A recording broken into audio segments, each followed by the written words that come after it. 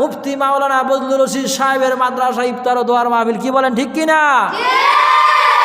আমরা মুফতি মাওলানা বজলুর রশিদ হুজুরের মাহফিল উপস্থিত থাকতে পেরে আমরা বেজার না খুশি? কম না বেশি? মুখে নিয়ে হাসি। সবাই বলি সুবহানাল্লাহ। দোয়া করি আল্লাহ রাব্বুল আলামিন আমাদের প্রিয় হুজুর মুফতি বজলুর রশিদ সাহেবের মাদ্রাসা আল্লাহ কিয়ামত পর্যন্ত কবুল করেন। বলেন আমিন। আর একটু জোরে বলেন আমিন।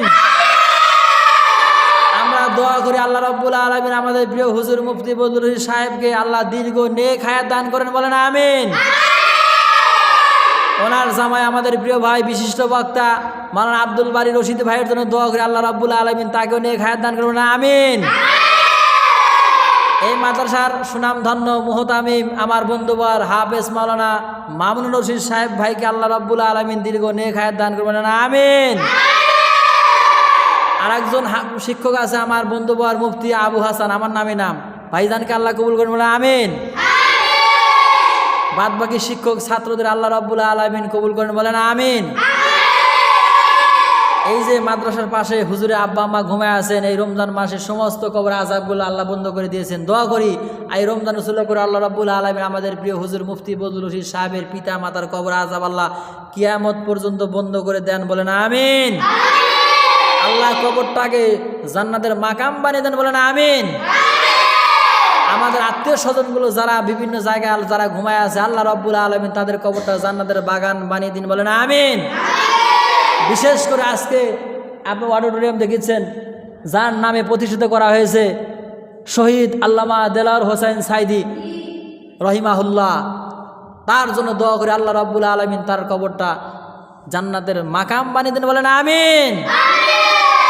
এই জালেম শেখ হাসিনাকে গদির থেকে নামাইতে গিয়ে রংপুরের আবু সাইদ থেকে শুরু করে মুগ্ধ পর্যন্ত যতগুলো আমার ভাই আমার আলেম ভাইরা শরীরের তাজা রক্ত দিয়ে যারা শহীদ হয়ে কবরে চলে গেছে তাদের জন্য দোয়া করি আল্লাহ রাব্বুল আলামিন তাদের কবরটা জান্নাতের বাগান বানিয়ে দেন। বলেন আমিন।